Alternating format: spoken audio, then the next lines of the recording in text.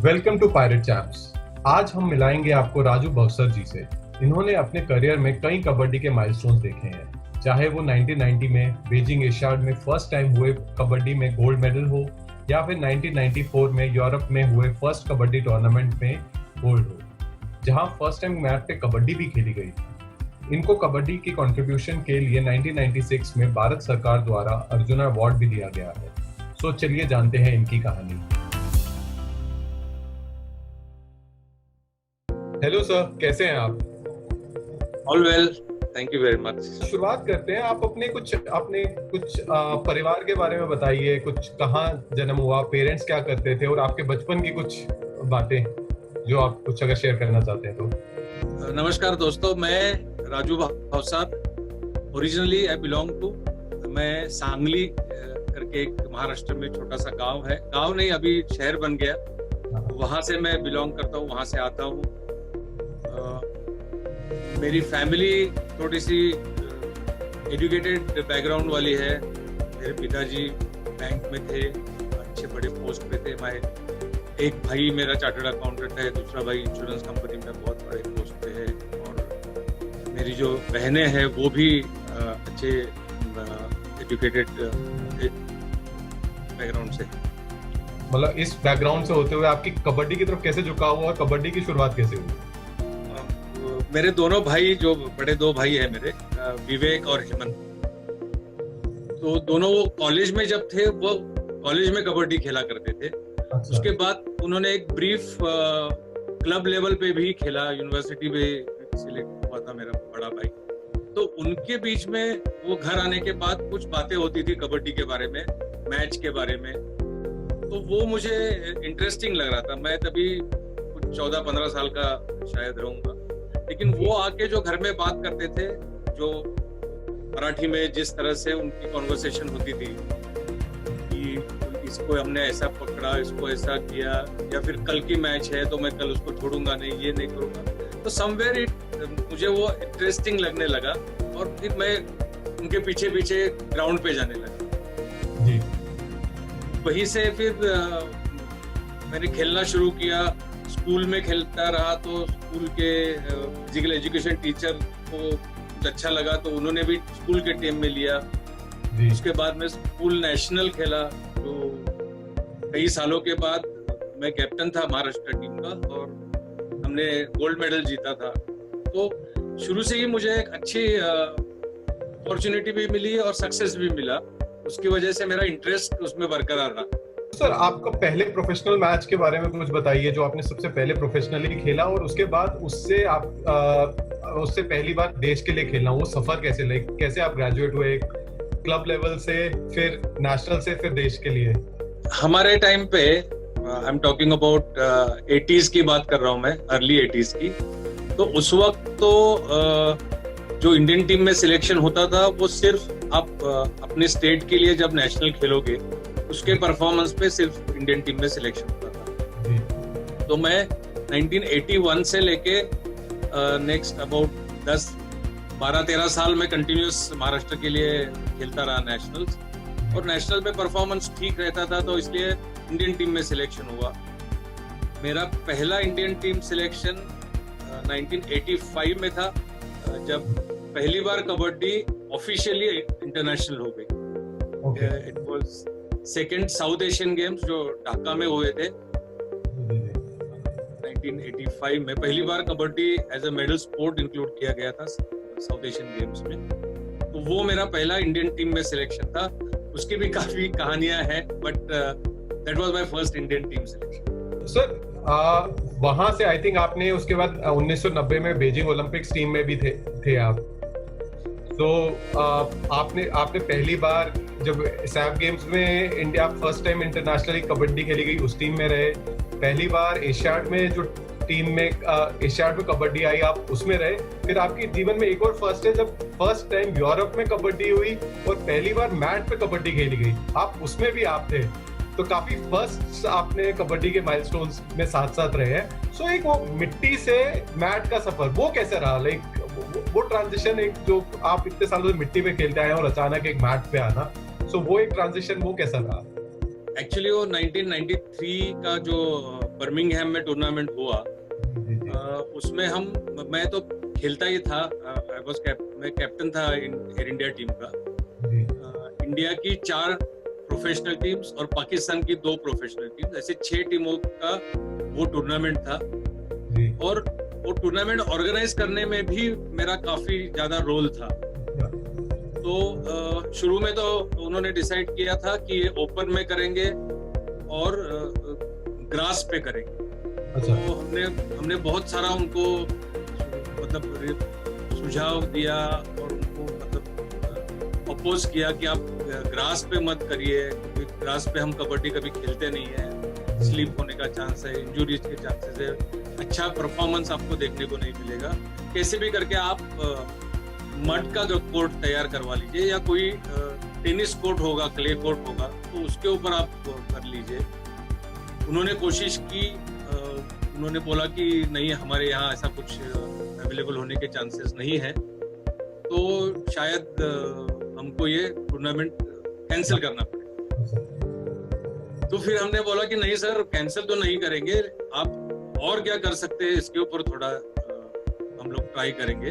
तो फिर उन्होंने बोला कि हमारे यहाँ एक इंडोर स्टेडियम है बर्मिंघम में, और उसमें हम मैट्स डाल के कुछ अलग अलग गेम होते हैं, रेसलिंग होता है, जूडो होता है, तो उस मैट पे आप खेल सकते हैं। तो लकीली मैं बीइंग विद एयर इंडिया, मेरा जॉब यही है कि आई गो ऑन फ्लाइट्स, उसकी वजह से मुझे लंदन भी जाने को मिलता था। तो मैं जाके देख के आया, तो मुझे लगा कि कोई परवाह नहीं, इस पे हम खेल सकते हैं, क्योंकि इतना बड़ा मौका वापस अपने को मिलेगा नहीं। यूरोप में पहली बार कबड्डी हो रही है, इंग्लैंड जैसे देश में कोई कबड्डी की टूर्नामेंट करने के लिए इंटरेस्ट दिखा रहा है। तो हमने वो एग्री कर लिया कि हम मैट पे खेलेंगे। लेकिन अब बात आ गई कि मैट पे खेलेंगे, लेकिन हमारे पास जूते नहीं है। तो वो पूरा टूर्नामेंट सारी की सारी टीमें मैट पे खेली, but without shoes.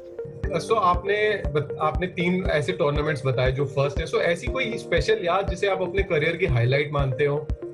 90 Asian games में जी, पहली बार और भी बड़ा प्लेटफॉर्म था, लेकिन और दुख की बात थी या थोड़ा सा अनफॉर्चुनेट थी उस वक्त। इंडिया के मैचेस होते रहे, सभी गेम्स चलते थे, लेकिन कहीं से भी गोल्ड मेडल जीता है ये न्यूज नहीं आ रही थी। मतलब पीटी उषा थी, तभी वो फेमस क्वाड्रेट था जो 4x100, 4x400 रिले का। बॉक्सर्स अच्छे थे, रेसलर्स अच्छे थे, खजान सिंह टोकर जैसा स्विमर था जो बहुत ही अच्छे लेवल पे स्विमिंग कर रहा था, लेकिन कहीं से भी न्यूज नहीं आ रही थी कि हमको गोल्ड मेडल मिल रहा है। इनफैक्ट हॉकी था, हॉकी लेजेंड्स धनराज पिल्ले, जगवीर सिंह, बहुत सारे अच्छे टॉप प्लेयर्स थे, वो भी हार गए।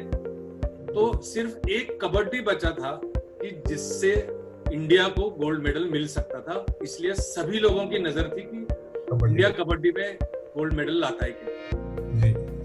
Unfortunately, I will say still मुझे अनफॉर्चुनेट लगता है कि 1990 एशियन गेम्स में इंडिया को सिर्फ एक ही गोल्ड मेडल मिला, और वो गोल्ड मेडल कबड्डी का।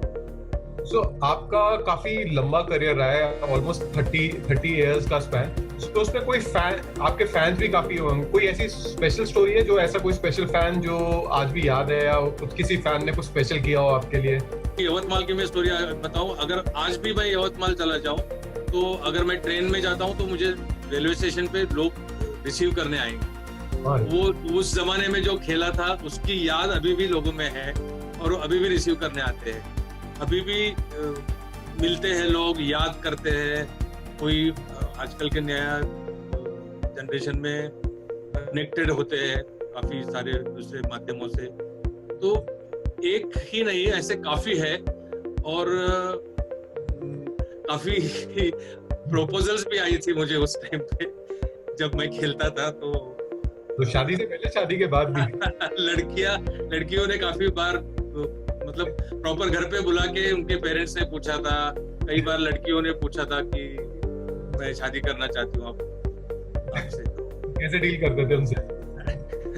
अब अच्छा फील होता था, तो मैं उनको यही बोलता था उस टाइम पे भी कि आपने मुझे मेरा खेल देख के मुझे पसंद किया है, तो अगर मैं बाकी मेरी दूसरी साइड क्या है वो भी आपने देखना जरूरी है। आप ऐसे मतलब खेल के फैन होके अपने लाइफ का इतना बड़ा डिसीजन मत लीजिए, क्योंकि मैं खेलूंगा और थोड़े साल के लिए, और 8-10 साल में खेलूंगा, उसके बाद क्या होगा, उसके बाद की आपकी लाइफ। तो ये थोड़ा सा आप प्रैक्टिकल होना सीखिए, ऐसे काफी सारी लड़कियों को समझा के भेजा था। पीकेएल में आपको आई एम श्योर कोचिंग के ऑफर्स आए होंगे, बट आपने अभी तक कोई भी कोचिंग का ऑफर नहीं लिया। इसके पीछे कोई स्पेशल रीजन, ऐसा कैसे, मतलब आप कबड्डी से जुड़े रहे हैं और पीकेएल से दूर कैसे? नहीं, मैं कोचिंग मैंने की, मैं एयर इंडिया टीम का कोच था, मैंने महाराष्ट्र मेन टीम का भी कोच था, विमेन टीम का कोच था, मेरे डिस्ट्रिक्ट के टीम का कोच था, और परफॉर्मेंस अच्छा है। लोग या प्लेयर्स मुझे बहुत ज्यादा पसंद करते हैं। मुझे बहुत खुशी होती है कि प्लेयर्स की डिमांड होती है कि सर आप कोच बन के आइए, तो हमें थोड़ा, मैं फ्रेंडली रहता हूँ, अंडरस्टैंडिंग अच्छी है, खुद खेला हूँ तो समझ सकता हूँ कि किस तरह से प्लेयर को खुशी मिलती है और कैसे उनका बेस्ट परफॉर्मेंस निकाल के लेना है। ऑफ कोर्स प्रो कबड्डी में भी मुझे 4-5 ऑफर आए थे कोचिंग के लिए, लेकिन प्रो कबड्डी एक्चुअली टूर्नामेंट शुरू होने के काफी पहले से मैं इस प्रोसेस में जुड़ गया था। स्टार स्पोर्ट्स जो ब्रॉडकास्टर है प्रो कबड्डी के, तो उनको कबड्डी समझ नहीं थी। कबड्डी जानते तो थे, लेकिन उनको ब्रॉडकास्ट पॉइंट ऑफ व्यू से कबड्डी समझ नहीं थी। प्रोडक्शन पॉइंट ऑफ व्यू से उनको देखना था कि कबड्डी में क्या हम इतनी अच्छी तरह से दिखा सकते हैं। तो उन्होंने फेडरेशन को रिक्वेस्ट की कि हमको कुछ एक्सपर्ट्स दीजिए जो हमको कबड्डी के बारे में सारी जानकारी दे सके। तो फेडरेशन ने मेरा नाम रेकमेंड किया। तो मुझे बाद में ये मालूम पड़ा कि ये भी जोक है कि उन्होंने बोला था कि हमको 4-5 लोग एक्सपर्ट भेज दीजिए आप, जिसके साथ हम लोग बैठ के अलग अलग पहलू पे हम लोग बात करते हैं। तो फेडरेशन ने सिर्फ मेरा अकेले का नाम दिया था। इनसे बात कर लीजिए, सब कुछ पता लग जाएगा। तो उनको गाइड किया। फिर उसके बाद कमेंटेटर्स, मतलब commentary is a very very important part of the telecast. तो कमेंट्री कौन करेगा, इंग्लिश भी चाहिए, हिंदी भी चाहिए, तो जिसको गेम मालूम है ऐसे लोगों को बुलाओ। हमने कम से कम ऑल ओवर इंडिया से 50-60 जो एक्स कबड्डी प्लेयर्स थे या कबड्डी से जुड़े हुए लोग थे, उनको बुलाया, ऑडिशंस लिया, लेकिन इंक्लूडिंग मी, हम लोग उनके स्टैंडर्ड से बहुत कम थे। जो स्टार स्पोर्ट्स का स्टैंडर्ड उन्होंने सेट किया हुआ है कि हम ऐसी कमेंट्री करेंगे तो मजा नहीं आएगा। तो फाइनली मेरे को लगता है 10-12 दिन बचे हुए थे सीजन 1 शुरू होने के लिए। तब उन्होंने डिसाइड किया कि हम बाकी खेलों के जो प्रोफेशनल कमेंटेटर्स हैं उनको बुलाएंगे और उनको कबड्डी सिखाएंगे।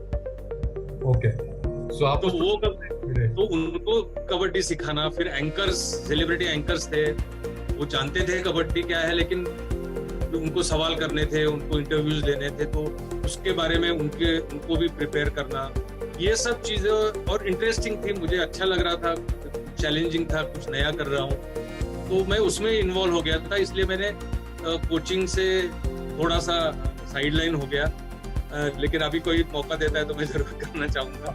सर, आपने 4 जनरेशंस ऑफ कबड्डी को देखा है, तो तब की कबड्डी और आज की कबड्डी से कैसे डिफरेंट है?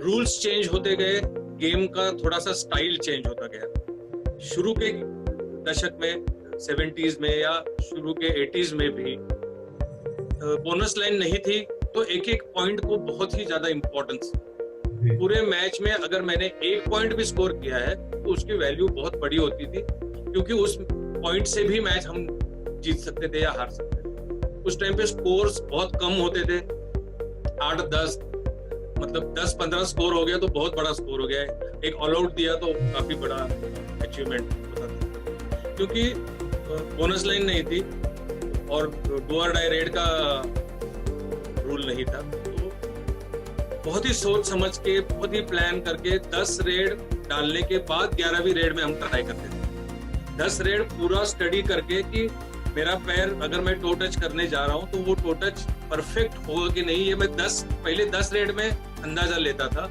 और फिर 11वीं रेड में मैं वो अटेम्प्ट करता था और सक्सेस हो जाता था। अब ऐसा नहीं है। अब आपके मतलब उतना टाइम आपको नहीं है कि आप इतना टाइम ले जज करे, क्योंकि सामने से अटैक हो रहा है, हर एक थर्ड रेड में आपको डिसाइड करना है या पॉइंट लाना है, व्हाटएवर। तो वो एक जमाना था, उस वक्त स्किल को ज्यादा इंपॉर्टेंस मिलता था, क्योंकि गेम मतलब जो डिफेंस है वो पूरा एंड लाइन तक खड़ा होता था। मैंने देखे हैं कि पूरी मैच 0-1 या 1-2 या 0-2, 2-3 ऐसे स्कोर पे खत्म हो गई है मैच, क्योंकि डिफेंस इतना पीछे हटके खड़ा होता था कि जब तक कि रेडर आके पूरा सुसाइड नहीं करे तब तक वो टैकल नहीं करते थे। और उस इतने डीप जाके अगर कोई ट्राई करता है तो चांसेस ज्यादा है टैकल होने के।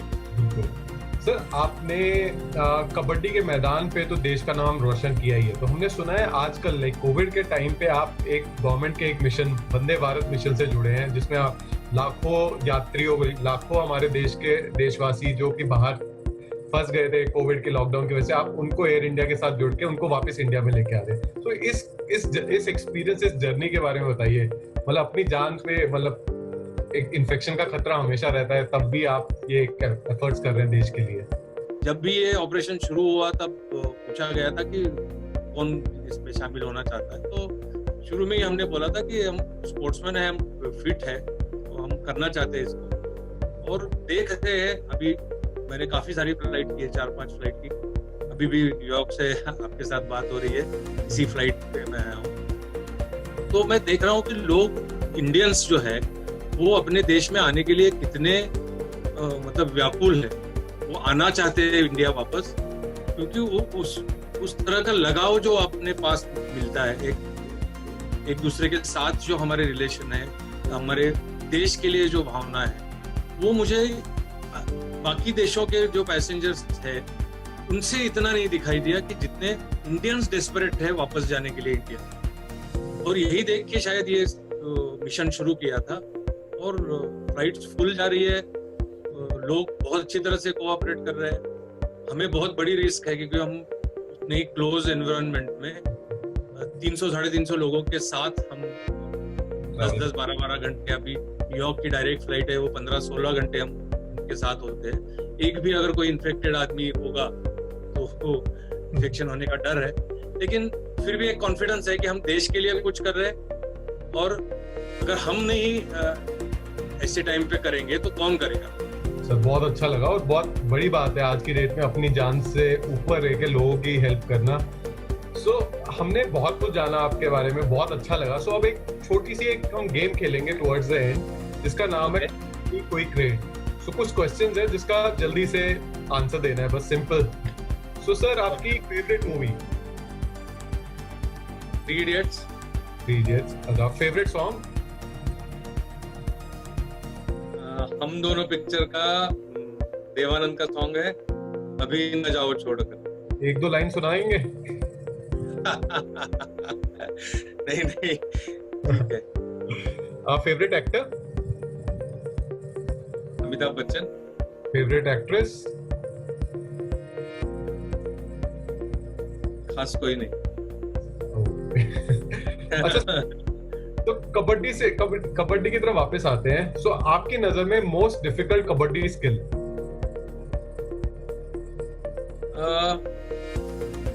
रेडर के लिए मोस्ट डिफिकल्ट स्किल होगा रनिंग, अगर किक करे फॉरवर्ड में।